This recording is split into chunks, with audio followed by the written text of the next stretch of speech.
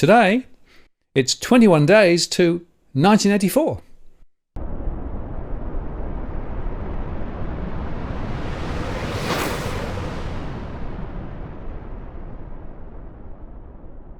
Hello again, it's Martin North from Digital Finance Analytics, one latest post covering finance and property news. Today I'm joined by Robbie Barwick from the Citizens Party. Hi, Robbie. Hi, Martin. Now, this is a very important conversation because there is a piece of draft legislation that's out for comment at the moment, which is extremely worrying because effectively it's about controlling the media. It is about controlling the media. And in honor of that, I've worn my favourite shirt, Don't Shoot the Messenger, my Assange shirt. And what Assange reminds you of is the media can lie and produce disinformation and misinformation when they're doing what the government wants. When they're not doing what the government wants and holding the government to account, governments aren't happy with that. And lately, though, we've had a very corporate media, which tends to err on the side of doing what the government wants. And the only balance to that has been this phenomenon that we're on right now, social media. And we have this bill, and it's rightly called Orwellian, that's being proposed for the Australian Parliament, which will regulate the truth, whereby the government will regulate the truth on social media. And when a government regulates the truth, that is straight out of 1984. And as we'll publish in our magazine this week, is it a coincidence that this year is the 120th birthday of George Orwell? Makes you wonder, doesn't it? But I mean, this is really serious because, of course, we know that, and I've worked, with mainstream journalists for quite a number of years, and they are more and more careful about what they can say and what they can't say, particularly because of funding for the ABC and those sorts of things. So we know that the mainstream media tends to veer towards what the government wants them to say. And there's no counterpoint other than the stuff that we do through social media that says, hang on a moment, there's another point of view, there's another story. And, look at the cash ban, look at our work on regional banking, and how that's taken off. It's only because we are doing some of these things through social media that we're actually, we're creating a few waves, but very important waves in the interests of the people. And now, of course, rather than actually government responding appropriately, what they're trying to do is basically shut down anything that doesn't chime with their view of the world. Yep. I remember back in 2019, Martin, speaking of the journalists in Australia, back in December 2019, we got the first hearing into the bill to ban cash transactions over $10,000, which we went on to defeat.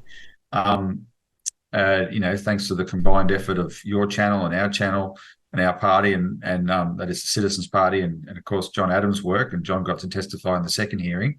But in that first hearing, the then Senator Rex Patrick revealed something that I found quite extraordinary, because that earlier that year, the Australian Federal Police had famously raided the ABC and the journalist Annika Smethurst, and this was quite shocking, but of course the government had a justification for it. Rex Patrick revealed in those hearings in December that after that happened, all the couple of hundred journalists whose names he had on his phone as contacts switched to the encrypted app Signal, which meant, by definition, they were afraid of the Australian government. And in a healthy democracy, it's supposed to be the other way around. The government is supposed to be afraid of them.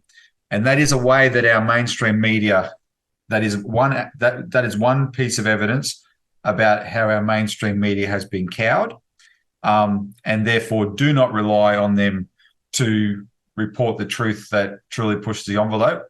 And yeah, we are it. So what the government has contrived here is a pretext which is harmful misinformation and disinformation.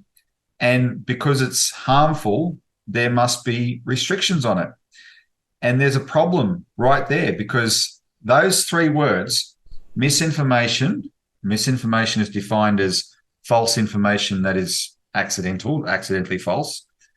Disinformation is deliberately false information, and harmful is defined fairly broadly. But the point is, those three words are the crux of this bill, that those three definitions working independently or together can be a grounds to censor social media, but they are individually open to incredibly broad interpretation.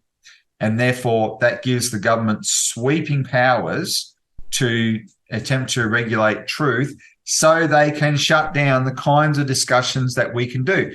And yeah, they will use examples like the explicit example they're using is 5G causing COVID, and how that led to, in Australia and other countries, that led to people burning down or attempting to burn down 5G towers. Now, and that did happen. In fact, my brother-in-law was working on those towers in Melbourne in 2020, and he saw the kind of aggression that he was subjected to as a technician working on such towers. And you can always find those kinds of examples, though, Martin. You always can. The problem is the tiny percentage of people who will believe that piece of information, such as that one, the 5G one, and then act on it, convinced that it's true, and so act on it in a harmful way. If they hear, let me ask you this. Do you think if the government suddenly suppressed all discussion of that piece of information on the grounds that it's false, that it'll convince them? It'll convince them the opposite. Exactly. They'll say, well, it's just further conspiracy. It reinforces what they thought. Yeah.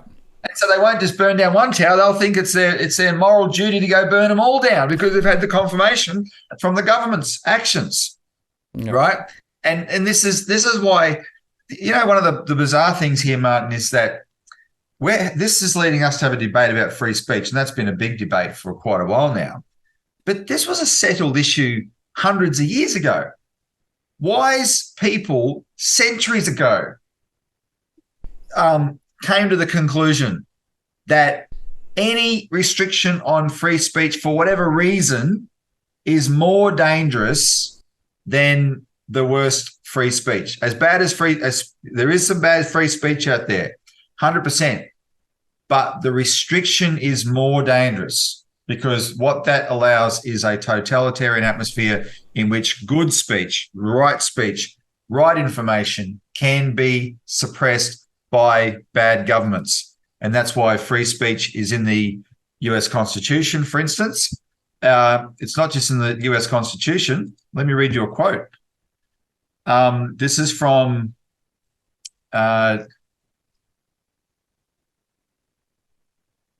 Article 19 of the Universal Declaration of Human Rights, which was adopted in 1948, and Australia was one of the countries to draft it. It states, Article 19, everyone has the right to freedom of opinion and expression. This right includes freedom to hold opinions without interference and to seek, receive, and impart information and ideas through any media and regardless of frontiers. That's what's in the Universal Declaration of Human Rights, which we helped to draft in 1948. What the Australian government is proposing now tears that up 100%. Yeah, and just to go back to 1984, the book, Orwell, who was an experienced journalist as well as an author, right, could see the writing on the wall and could see the power of the media versus the power of the government. And of course, the story there was particularly based on the concept of government determining what truth was, the government able to flex truth to fit their agenda, and basically there was no recourse.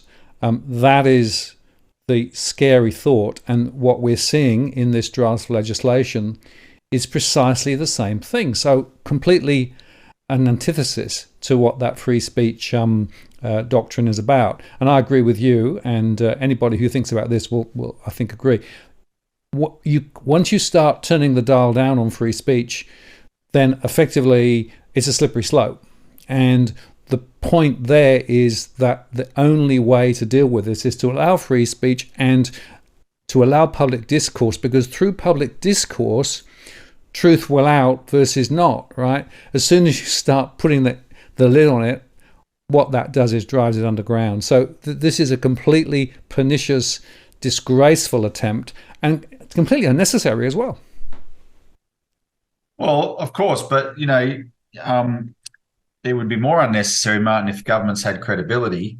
Their credibility is completely shot, but they're incapable of self-reflection and actually acknowledging that, and therefore acting to regain their credibility. So what they've done is put everything down to misinformation and disinformation. And an aspect of this that I'm particularly worried about is the blaming of that on foreign actors, because then that feeds into the agenda to keep perpetuating wars around the world and start new ones, right? Because you can demonize these supposed foreign actors, such that even though, I kid you not, there's an official report in the United States, the Durham report, that proves that everything that was said in late 2016 and 2017 and 2018 about the Russians rigging the US election, right? The Trump election was rubbish. A few weeks ago on ABC Four Corners on a Monday night, they ran a documentary that just repeated all those lies from 2017 as if it was true. And it's just an example that this is an establishment that has tried to deflect from their own failings by saying, oh no, anyone questioning our failings must be controlled by overseas. And that's not new, right? J. Edgar Hoover was trying to run that line about Martin Luther King back in the 1960s, that somehow he was controlled by the commies, because that suited the establishment to try and deflect from the message of the protests that they were receiving. And they don't want to do that, right? And this is it's like these this generation of politicians haven't learned the principles that you're supposed to learn from history, let alone the lessons of it, and they're all wannabe little totalitarians who turn around though and say it's for our own good. Now, can I just give you some specifics on the bill? Because I think people need to know that some of the specifics, just so that they understand that when the government comes up with all these reassurances, how flimsy those reassurances actually are. So essentially, with this bill, nobody's going to be fined for what they say online. What's more likely to happen is you'll try and type something online, on Twitter, on Facebook, under a YouTube comment, post a YouTube video, something like that, right? You're going to try and make a post of some sort, and you're wondering, why isn't this posting? Why isn't this posting? And what you don't know is that the social media platform, in order to comply with this bill so that they don't get fined, 2% of their global turnover? I mean, that's like $5 billion for Facebook, all right? The Australian government thinks they're going to fine Facebook $5 billion. So that they don't do that, they will have to engineer the settings on their platforms so that anything that comes under a broad category is not allowed to be posted. Now, we saw this in COVID. We saw versions of this in COVID. What we saw is aggressive pulling down of stuff.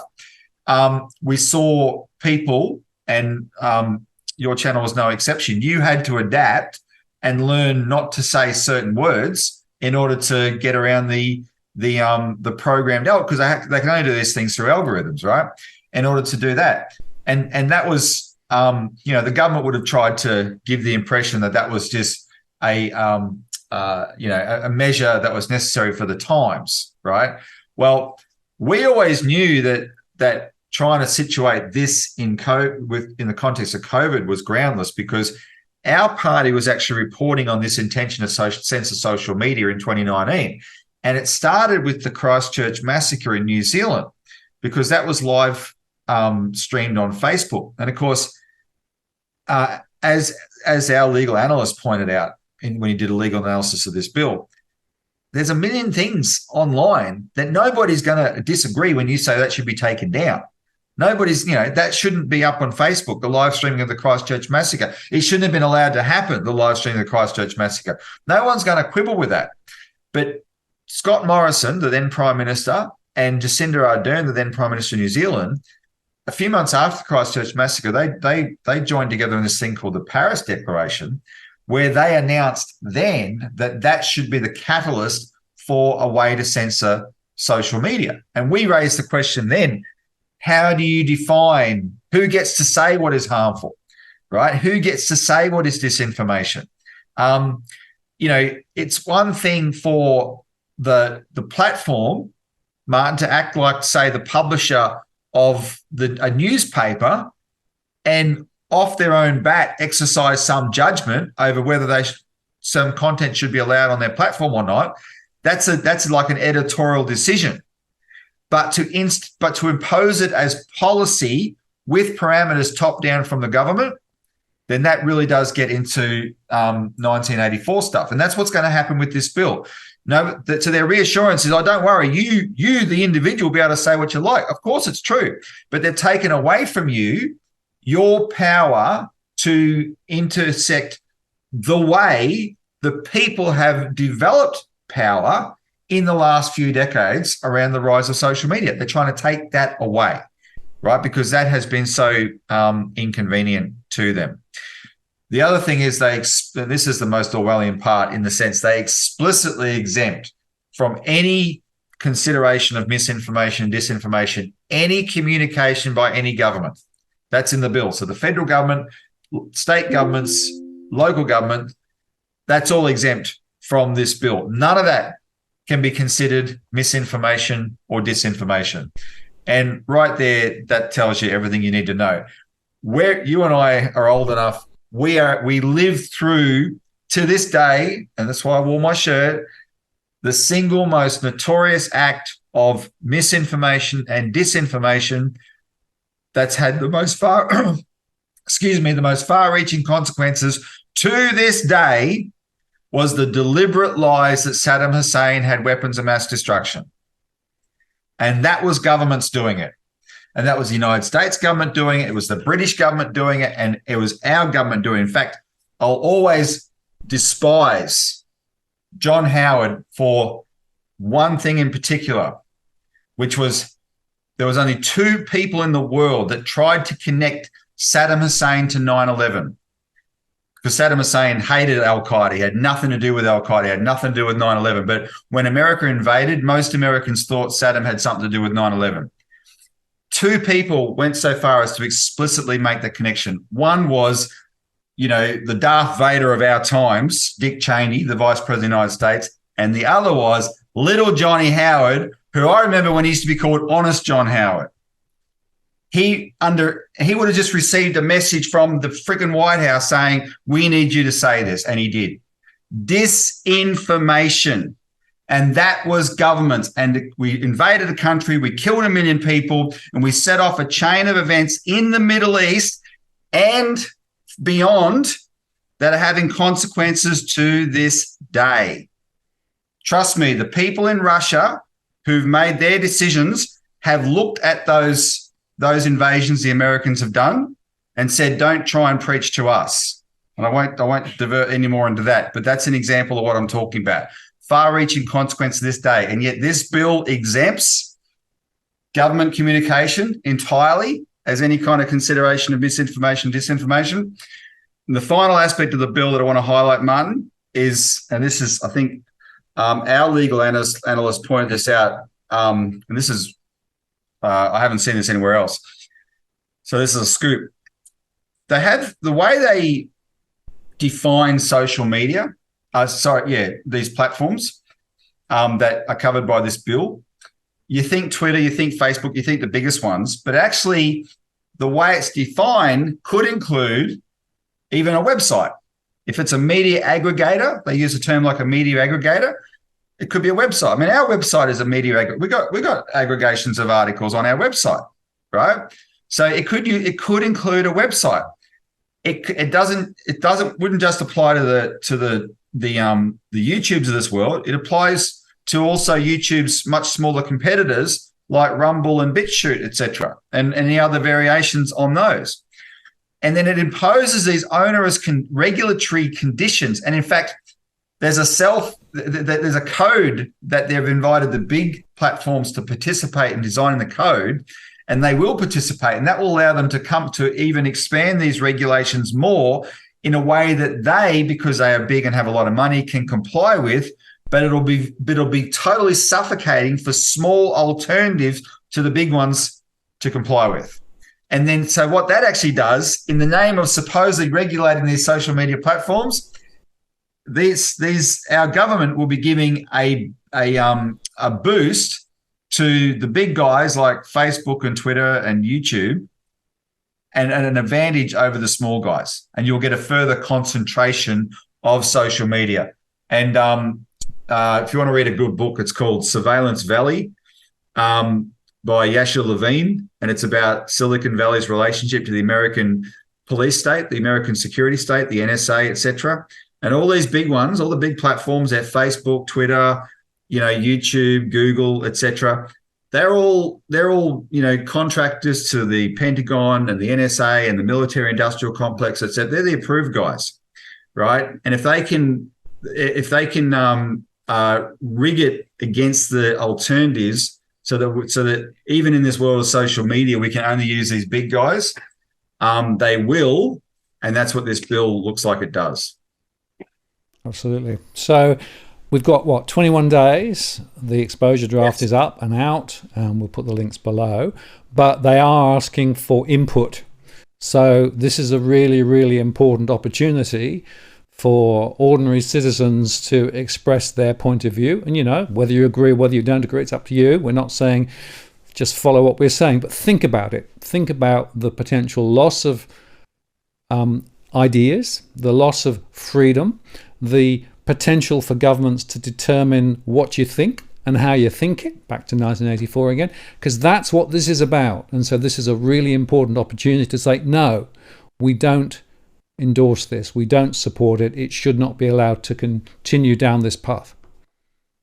No, exactly.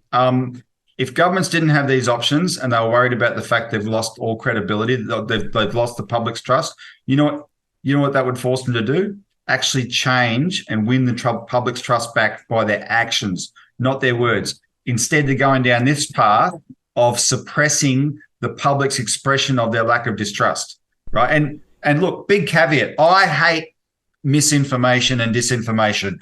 In my position, and I'm not saying it's unique, Martin, you get plenty of it too, I get flooded with it. I am constantly fact-checking and debunking things.